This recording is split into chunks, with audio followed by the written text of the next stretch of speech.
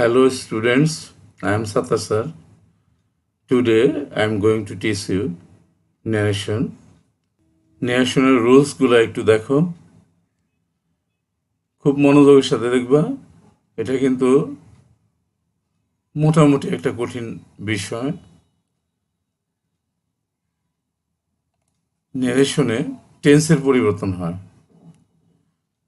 টেন্সের যে পরিবর্তনগুলো হয় সেটা কিভাবে পরিবর্তনগুলো হয় সেটা আমি প্রথমে দেখাচ্ছি। দেখো, এক নম্বরে দেখো, প্রেজেন্ট ইনডেফিনিট থাকলে পাস্ট ইনডেফিনিট টেন্সে চলে যাবে। You have to turn present indefinite tense to past indefinite tense. দেখো, একটা এক্সাম্পলের মাধ্যমে আর একটু ভালো করে বুঝতে পারবা। তবে তার আগে প্রেজেন্ট ইনডেফিনিট টেন্সের গঠন পদ্ধতি আর পাস্ট ইনডেফিনিট টেন্সের গঠন পদ্ধতি তোমার জানা দরকার। প্রেজেন্ট ইনডেফিনিট মানে মূল ভার্ব প্রেজেন্ট ফর্ম। খুব সহজ কথায় বলতে গেলে তাই যে ভার্বের প্রেজেন্ট ফর্ম থাকলে সেটা প্রেজেন্ট ইনডেফিনিট, আর ভার্বের পাস্ট ফর্ম থাকলে সেটা পাস্ট ইনডেফিনিট। তাহলে দেখো, he said I write a letter, এই যে ভার্ব প্রেজেন্ট ফর্ম রাইট, তাহলে এটা প্রেজেন্ট ইনডেফিনিট টেন্স। আর একটা কথা বলে নেই যে ন্যারেশন কিন্তু আমাদের দুই প্রকার। এটা নিচের ক্লাসের কথা, তবুও আবার মনে করে দেই, ডাইরেক্ট ন্যারেশন এবং ইনডাইরেক্ট ন্যারেশন। ডাইরেক্ট ন্যারেশন যেটা, সেটার মধ্যে ইনভার্টেড কমা দেওয়া থাকে, আর ইনডাইরেক্ট ন্যারেশনে কিন্তু ইনভার্টেড কমা থাকে না, দেখতেছো এখানে এক্সাম্পলের মধ্যে। আর ডাইরেক্ট ন্যারেশনের প্রথম অংশটাকে বলা হয় রিপোর্টিং ভার্ব, আর শেষের ইনভার্টেড কমার মধ্যে যারা থাকে তাদেরকে বলা হয় রিপোর্টেড স্পিচ। এই কথাটা মনে রাখতে হবে, রিপোর্টিং ভার্ব আর রিপোর্টেড স্পিচ। এবার দেখো, আমরা যদি এটাকে ইনডাইরেক্ট ন্যারেশন করি কি হবে। এটা অ্যাজার্টিভ সেন্টেন্সে আছে, সেন্টেন্স ভেদে কিন্তু ন্যারেশনের রুলসের পরিবর্তন হয়, সেটা আমি পরে আসতেছি, কিন্তু আগে আমরা শুধুমাত্র টেন্সের পরিবর্তনটা দেখাচ্ছি। দেখো, এটা অ্যাজার্টিভ সেন্টেন্সের কারণে কিন্তু দ্যাট বসলো কনজাংশন মাঝখানে, দুইটাই অংশকে যুক্ত করলো দ্যাট দিয়ে।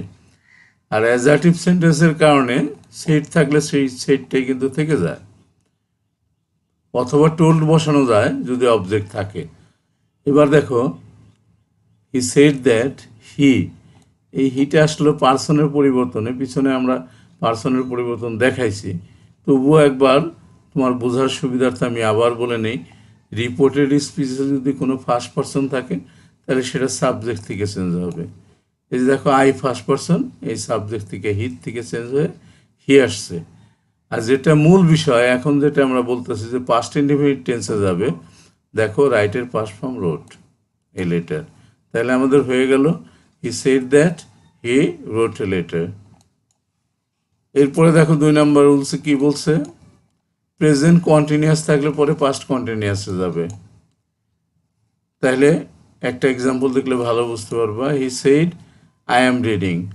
এখন প্রেজেন্ট কন্টিনিউয়াস টেন্সের স্ট্রাকচার, পাস্ট কন্টিনিউয়াস টেন্সের স্ট্রাকচার নিশ্চয়ই তোমরা জানো।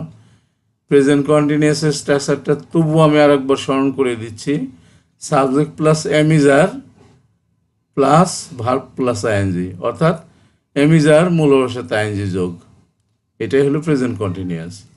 আর পাস্ট কন্টিনিউয়াস হচ্ছে ওয়াজ ওয়ার মূল ভাবের সাথে আইএনজি যোগ। খুব সহজে সংক্ষিপ্তভাবে তোমাকে বোঝালাম।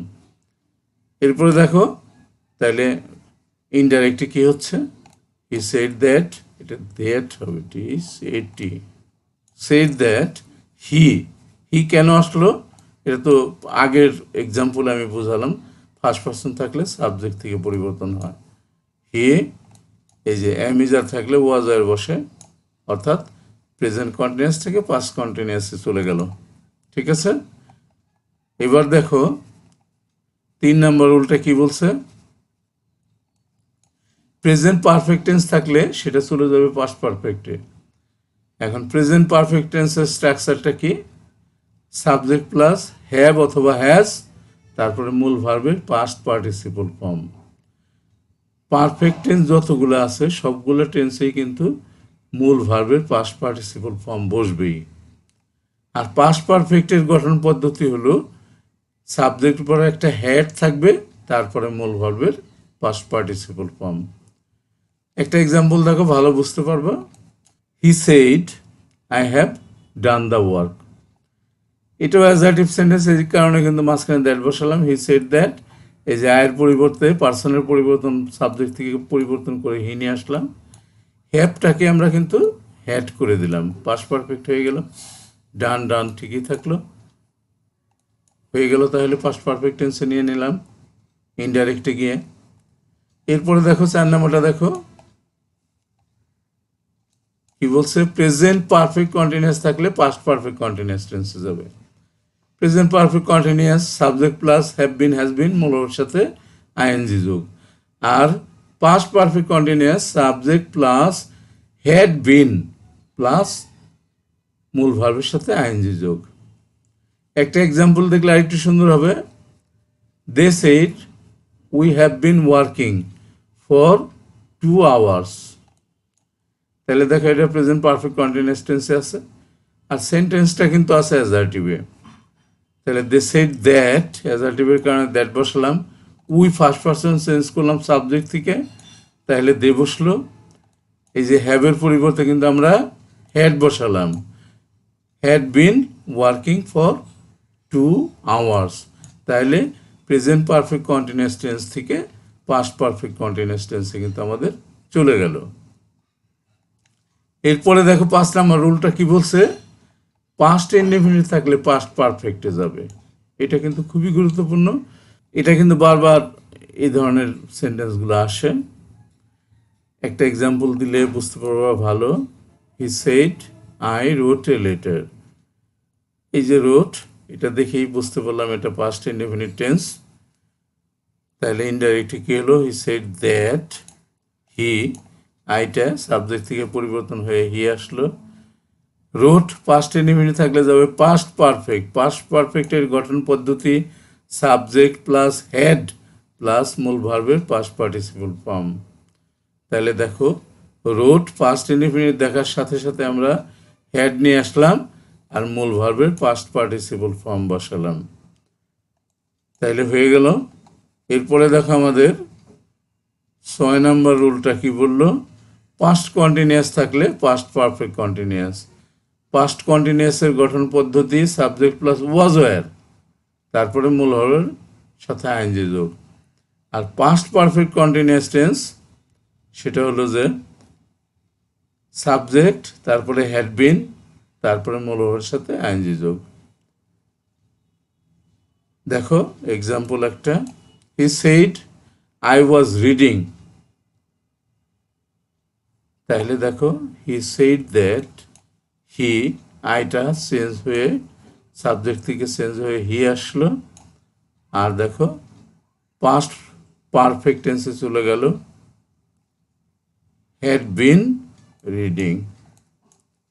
তাহলে পাস্ট ইনডেফিনিট থাকলে পাস্ট পারফেক্টে যায়, এটা কিন্তু মাথার মধ্যে গাইতে রাখতে হবে। শীটটা আমাদের শেষ হয়ে গেল, পরবর্তী শীটে চলে যাচ্ছে। এবার দেখো 2 নম্বরে কি বলা হয়েছে, মডেল অক্সিলারিজ। এটার কি ধরনের পরিবর্তন হয় সেটা একটু দেখো। উইল থাকলে উড হবে, শ্যাল থাকলে শুড হবে, ক্যান থাকলে কুড হবে, মে থাকলে মাইট হবে, শুড হ্যাভ থাকলে শুড হ্যাভই থাকবে, এটার কোনো পরিবর্তন হবে না। উড হ্যাভ থাকলে উড হ্যাভই থাকবে, এর কোনো পরিবর্তন হবে না। শুড থাকলে শুডই থাকবে, এটারও কোনো পরিবর্তন হবে না। উড থাকলে উড থাকবে, মাইট থাকলে মাইট থাকবে, ওড টু থাকলে ওড টু থাকবে, ইউজ টু থাকলে ইউজ টু থাকবে। এটা কিন্তু খুবই গুরুত্বপূর্ণ। দেখো কি কি পরিবর্তন হয়, কি কি হয় না, এটা বারবার তোমার দেখে নিতে হবে। একটা এক্সাম্পল দিয়ে আমি বুঝিয়ে দিই। He said I may go to school. এটাও অ্যাজার্টিভ, এই কারণে কিন্তু আমরা কনজাংশন দ্যাট বসালাম। হি সেইড দ্যাট, আই পার্সনের পরিবর্তন আগেও বলেছি। রিপোর্টেড স্পিচের সাবজেক্ট যদি ফার্স্ট পার্সন, যে কোনো জায়গায় ফার্স্ট পার্সন থাকলে সেটা রিপোর্টিং ভার্বের সাবজেক্ট থেকে চেঞ্জ হবে। আই থাকলে এখানে হি হলো, দেখো মেথটা মাইট হয়ে গেছে, যেটা রুলসের মধ্যে আমরা বলেছিলাম। আরেকটা এক্সাম্পল দেখো, I said to him you might go. Might থাকলে তো তার কোনো পরিবর্তন হয় না, তাই না? এই যে সেইটার পরে যে এখানে অবজেক্ট আছে, তাহলে আমরা টোল্ড বসাতে পারি। আই টোল্ড হিম দ্যাট, অ্যাজারটিভ সেন্টেন্সেও কিন্তু আমরা টোল্ড বসাতে পারি। শুধু সেইডই না, সাথে সেড টু বসানো যায়, সেইড বসানো যায়, টোল্ডও বসানো যায়। ইউ দেখো, ইউ সেকেন্ড পারসন, তাই না? সেকেন্ড পারসন থাকলে কিন্তু আমার পরিবর্তিত হবে রিপোর্টিং ভার্বের অবজেক্ট থেকে। এখানে কিন্তু অবজেক্ট ছিল হিম, আমরা নিয়ে আসলাম হি। মাইটটা কিন্তু পরিবর্তন হইল না, মাইট গো। দেখেছ, ওখানে কিন্তু আমরা বলেছিলাম মে থাকলে হবে মাইট, এই যে মে থাকলে হবে মাইট, কিন্তু এখানে বলছিলাম মাইট থাকলে মাইটই থাকবে, তাই না? তাহলে রুলসগুলো খুব সুন্দর মতো বুঝে নিতে হবে, তাইলে তোমাদের সঠিক হবে। আরেকটা দেখো, উইশ, উড, রেদার, সোনার এবং ইট ইজ টাইম। কয়টা জিনিস দেখো, উইশ, উড, রেদার, সোনার, ইট ইজ টাইম ইত্যাদির পর আনরিয়েল পাস্ট টেন্স থাকলে, আনরিয়েল পাস্ট টেন্স থাকলে তা অপরিবর্তিত থাকে। একটা উদাহরণ দিলে তুমি খুব ভালো করে বুঝতে পারবে। The girl said I wish I স্যাং। আমি যদি গান গাইতে পারতাম। আনরিয়েল, এটা কিন্তু বাস্তব না, অবাস্তব কথা, সেটাই আনরিয়েল। তাহলে দেখো কি হয়, the girl said that he wished, উইশটা কিন্তু পাস্ট ফর্মে চলে গেল, উইশড। শি স্যাং, এটা কিন্তু স্যাং ছিল। আমাদের আগের নিয়ম অনুসারে যে পাস্ট ইনডিফিনিট থাকলে পাস্ট পারফেক্টে যাবে, তা কিন্তু নেই আমরা। এই যে এটার কারণে এখানে যে বলছিল উইশ, উইশ থাকলে পরে কিন্তু আমরা সেটা করতে পারছি না, পরিবর্তন করতে পারছি না। Past tense, unreal past tense থাকলে তা অপরিবর্তিত থাকে, এই যে অপরিবর্তিত রইল। নিশ্চয়ই বুঝতে পেরেছ? এই শীটটা আমাদের শেষ হয়ে গেল, পরবর্তী শীটে আমরা চলে যাচ্ছি। দেখো, এখানে পার্সনের পরিবর্তনটা আছে, যেটা আগে একটু একটু আমরা বলেছি, এবার একটু ডিটেল দেখো। রিপোর্টেড স্পিচের অন্তর্গত ফার্স্ট পারসন সর্বদা রিপোর্টিং ভার্বের সাবজেক্ট অনুযায়ী পরিবর্তিত হবে। অর্থাৎ রিপোর্টেড স্পিচে ফার্স্ট পারসন থাকলে রিপোর্টিং ভার্বের সাবজেক্ট থেকে সেটা পরিবর্তিত হবে। একটা এক্সাম্পল দেখো, he said to me I have done my duty. দেখো, হি টোল্ড মি, অ্যাজারটিভ সেন্টেন্স বিধায় আমরা টোল্ড বসাতে পারলাম, সেই সাথে কনজাংশন দ্যাট বসালাম। দেখো, আই আছে, সাবজেক্ট থেকে পরিবর্তিত হয়ে হি বসলো। আর টেন্সের পরিবর্তন তো আগে আমরা বলছি, হ্যাভ হ্যাজ থাকলে সেটা হ্যাড হয়, ডান ডান। এই যে মাই, আমার, তাহলে দেখো তাহার, এই যে মাই তো ফার্স্ট পারসন, তাহলে চেঞ্জ হলো সাবজেক্ট থেকে, এখানে মাই মানে আমার, তাহলে তাহার, তাহার ইংরেজি কি হিজ, হিজ ডিউটি। নিশ্চয়ই বুঝতে পেরেছ? এরপরে দেখো 2 নম্বর রুলটা দেখো, রিপোর্টেড স্পিচের অন্তর্গত সেকেন্ড পারসন সর্বদা, এটা রিপোর্টেড হবে না, রিপোর্টিং হবে, রিপোর্টিং ভার্ব হবে, এটা স্পিচ হবে না। আরবি লেখাটা খুবই বিশ্রী হয়ে গেল। রিপোর্টিং ভার্বের অবজেক্ট অনুযায়ী পরিবর্তিত হয়, লেখার সময় একটু স্লিপ অফ পেন হয়ে গেছে। দেখো, একটা এক্সাম্পল দিলে ভালো করে বুঝতে পারবা। He said to me you have done this, এই যে ইউ সেকেন্ড পারসন। দেখো, he told me that, assertive সেন্টেন্সের জন্য আনলাম ইউ সেকেন্ড পারসন, চেঞ্জ হইতেছে কিন্তু এই যে রিপোর্টিং ভার্বের অবজেক্ট থেকে, মিথ থেকে, তাহলে আই হচ্ছে। আই হ্যাভ থাকলে হ্যাড হয়, সেটা তো আমরা আগেই বলেছি। আই হ্যাড ডান, দিস থাকলে দ্যাট হয়, এটা পরবর্তীতে আমরা বলবো। নিকটবর্তী শব্দগুলো দূরবর্তী শব্দে রূপান্তরিত হয়, এটা পরবর্তীতে আমরা আসছি। এরপরে দেখো 3 নম্বরটা, রিপোর্টেড স্পিচের অন্তর্গত থার্ড পারসন অপরিবর্তিত থাকে। অর্থাৎ রিপোর্টেড স্পিচে কোনো থার্ড পারসন থাকলে সেটার কোনো পরিবর্তন হবে না। একটা এক্সাম্পল দেখো, I said to you he has done his duty. তাহলে আই টোল্ড ইউ দ্যাট এই যে হি আছে, এই হিটাই কিন্তু থাকলো। এই দিক থেকে কিন্তু সাবজেক্ট বা অবজেক্ট থেকে কিন্তু কোনো পরিবর্তন হলো না। এটা মাথায় রাখতে হবে যে থার্ড পারসন থাকলে তার কোনো পরিবর্তন হবে না। কিন্তু টেন্সের পরিবর্তন হলো, দেখো হ্যাজ আছে, হ্যাড বসলো, ডান, এই যে হিজ থার্ড পারসন হিজি রইল, ঠিক আছে। এরপরে দেখো 4 নম্বরে কি বলছে, উই দ্বারা মানব জাতি বোঝালে, এটা কিন্তু একটু মনে রাখার বিষয়। উই দ্বারা মানব জাতি বোঝালে ফার্স্ট পারসন হওয়া সত্ত্বেও ইনডাইরেক্ট স্পিচে এর পরিবর্তন হয় না। একটা এক্সাম্পল দিলে বুঝতে পারবো ভালো। The teacher said we are mortal. We মানে কারা? মানুষ মরণশীল। পুরো উই মানে আমরা, মানে মানব জাতিকে বোঝাইছে। তাহলে কিন্তু এই উই এর কোনো পরিবর্তন হলো না। উই যদিও ফার্স্ট পারসন, চেঞ্জ হওয়ার কথা ছিল সাবজেক্ট থেকে। সাবজেক্ট যদি চেঞ্জ হইতো তাহলে কিন্তু দে হইতো, কিন্তু তা না হয়ে উইটাই থেকে গেল। দেখছো, the teacher said that we are mortal. দেখো আরটা আরই রয়েছে, কোনো পরিবর্তন হয় নাই। এটা কিন্তু পাস্ট টেন্সেও চলে যায় নাই। আমরা তো বলছিলাম যে প্রেজেন্ট ইনডিফিনিট থাকলে পাস্ট ইনডিফিনিট হয়, তা কিন্তু হইল না। তাহলে উই দ্বারা যদি মানে মানব জাতি বোঝায়, সকলকে বোঝায়, তখন কিন্তু কোনো পরিবর্তন হবে না।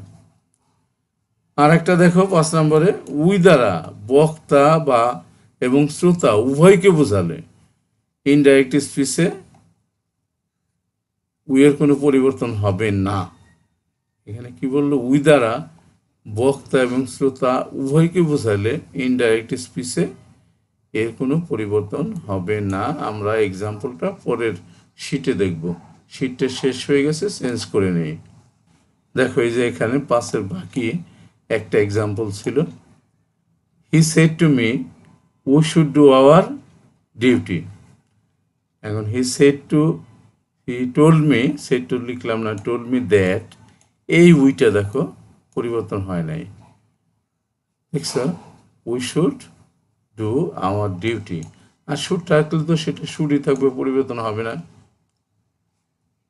ঠিক আছে, এবার আরেকটা নতুন রুল আসতেছে আমাদের, মাস্টের পরিবর্তন। মাস্ট থাকলে কি কি পরিবর্তনটা আমাদের করতে হয়, এটাও অত্যাধিক গুরুত্বপূর্ণ একটা বিষয়, তোমাদের মনে থাকে না এটা। মাস্ট থাকলে সাধারণত হ্যাড টু হয়। দেখো একটা example, she said I must write a letter. এটা দৈনন্দিন কাজের কথা বলতেছে, তাহলে এই মাস্টের পরিবর্তে আমরা হ্যাড টু বসাবো। শি সেড দ্যাট, শি কেন আসলো, আই ফার্স্ট পারসন আছে, চেঞ্জ হয় সাবজেক্ট থেকে। মাস্ট থাকলে হ্যাড টু বসে, এই যে হ্যাড টু বসালাম। প্রথম মাস্টের কথাটা বললাম আমরা এখানে। এখন দ্বিতীয় মাস্টটা দেখো কি বলছে 2 নম্বরে, ফার্স্ট পারসনে মাস্ট কোনো ভবিষ্যৎ কাজের দ্বারা বাধ্যবাধকতা বোঝালে ইনডাইরেক্টে উড হ্যাভ টু বসে। উড হ্যাভ টু, ভবিষ্যতের বাধ্যবাধকতা বোঝাতে, ভবিষ্যতের কাজের দ্বারা বাধ্যবাধকতা বোঝালে উড হ্যাভ টু হয়। এক্সাম্পল দেখো, he said we must leave the house if the rent is increased. যদি ভাড়াটা বাড়ানো হয় তাহলে আমরা বাসা ছাড়তে বাধ্য হব। তাহলে ভবিষ্যতের বাধ্যবাধকতা, তাই না? তাহলে ইনডাইরেক্টলি কি হবে, দেখো হি সেড দ্যাট দে, এটা কিন্তু পার্সনের পরিবর্তন হইলো। উই আছে ফার্স্ট পারসন, চেঞ্জ হলো সাবজেক্ট থেকে, সাবজেক্টে হি ছিল, কিন্তু এখানে কেন দে আনলাম আমরা, কারণ উইটা প্লুরাল। আমরা হির এখানে কেন দে আনলাম, উই প্লুরাল ছিল, এই কারণে হির প্লুরাল নাম্বার দে, এই কারণে দে আনলাম। আর মাস্ট বাদ দিয়ে আমরা বসালাম would have to. Would have to এইখানে এক্সাম্পল রুলসের মধ্যে বলা ছিল, কিন্তু মাস্ট বাদ দিয়ে would have to. Would have to leave the house if the rent was increased. এটা টেন্সের পরিবর্তন করলাম, ইসকে ওয়াজ করে দিলাম। এরপরে দেখো 3 নম্বরে কি বলছে, চিরকালীন বাধ্যবাধকতা বোঝাতে। ওটা ছিল ভবিষ্যৎ কাজের বাধ্যবাধকতা, আর এটা চিরকালীন বাধ্যবাধকতা। মাস্টের কোনো পরিবর্তন হয় না। একটা এক্সাম্পল দেখলে ভালো করে বুঝতে পারবো। দেখো কি বলছে, father said to me you must obey your teachers. তুমি অবশ্যই শিক্ষকদেরকে সম্মান করবা। তাহলে এটা চিরকালের বিষয়, আজকের বিষয় না, কালকের বিষয় না, শুধু ফিউচারের বিষয় না, তোমাকে চিরকালের বিষয় যে তোমাকে সম্মান করতে হবে, শিক্ষকদের বা পিতামাতার সম্মান করতে হবে।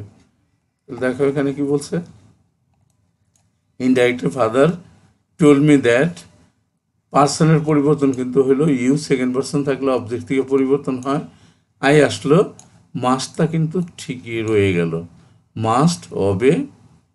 এই যে পার্সনের পরিবর্তন ইয়োর ছিল, মাই হলো, কিন্তু মাস্টের কোনো পরিবর্তন হইল না। নিশ্চয়ই তোমরা বুঝতে পেরেছ। তাহলে আজকের মতো আমরা এখানে, লেসনটা অনেক লম্বা হয়ে যাচ্ছে, আর আগালাম না। পরবর্তী ক্লাসের আবার এগুলো করাবো আমরা পরবর্তী থেকে। পরবর্তী ক্লাস দেখার আমন্ত্রণ রইল। আর হ্যাঁ, তুমি ভুলে গেছো কিনা আমার চ্যানেলটাকে সাবস্ক্রাইব করতে, নতুন হলে সাবস্ক্রাইব করে নেবা। আর যদি পুরাতন হয়ে থাকো তাহলে তোমাকে অসংখ্য ধন্যবাদ। আর ফিউচার লেসন দেখার আমন্ত্রণ রইল। Thank you very much.